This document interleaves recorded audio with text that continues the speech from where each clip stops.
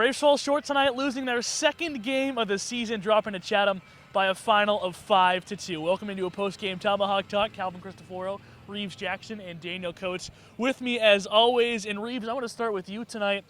This starting pitching staff has been special. Really great all season. You know, you've kept saying it. There's going to be a game where the starting pitching isn't going to be great, and that was tonight. Hunter Olmwood came into the game. He started tonight, 3 runs given up in the first inning, gave up another run in the 4th inning. You know, how hard is it, you think, from this team to be in a 4-1 hole so early? And do you think the starting pitching is going to be able to rebound? Oh, absolutely. And I told Daniel, I was like, you know what, just wasn't the Braves. I mean, I told Daniel, too, it's like, rarely do you see a team make 5 errors and win the game 5-2. I mean, a lot of the errors did come with bases empty, and then they're throwing errors, and the pitchers were able to work out of jams. But as far as our pitching staff is concerned, they'll bounce back. It's going to happen. It's baseball.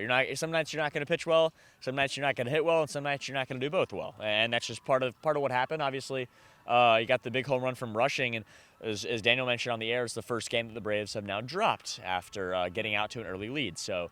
Now I believe 10-1-1 when it comes to that, but Olmwood, he'll be fine. I mean, the pitching staff will just be okay, and things aren't going to go your way some nights, and they did hit him pretty hard tonight. Obviously, he gave up 4. Sansone gave up the home run to Lyle Miller Green, but Sansone, I will say, the bullpen, just one run allowed. Obviously, the Lyle Miller Green home run off Sansone, but then Bowers was impressive in his debut from Northern Colorado. Ken Turner was great. So, obviously, outside of Olmwood's start, the rest of the pitching staff was just as impressive as they've been all year. Yeah, Braves gave up runs in the first and second, and then zeros throughout the rest of the game. They were up 1-0, Daniel. They went down 4-1.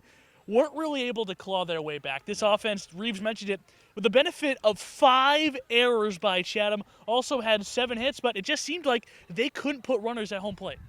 No, and as Reeves mentioned on the broadcast, they were all kind of inconsequential errors. They came at times that weren't really costly for the Chatham Anglers. And yeah, it was just a matter of, Dalton Rushing got us off to that hot start, but the Chatham Anglers responded in kind with 2 runs in the bottom of the first. So, it was an action-packed first part of this game, and then after that, both bullpens really took over. I was very impressed by Michael Sansone, but Hunter Olmwood just kind of had that day where the Chatham Anglers just had his number from the get-go. And the second that happened, then each batter starts getting more and more confidence, and the Braves just couldn't really mount back.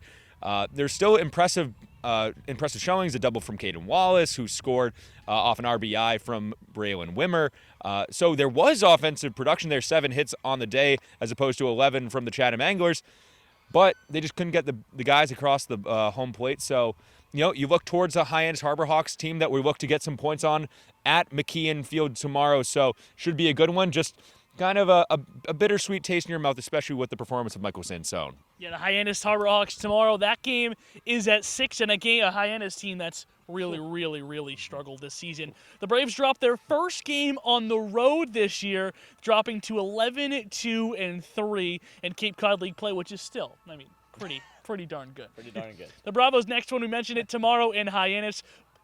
We'll get you started for that one. 20 minutes before first pitch for the Bravos, our Braves pregame show. But until then, as always, go Braves.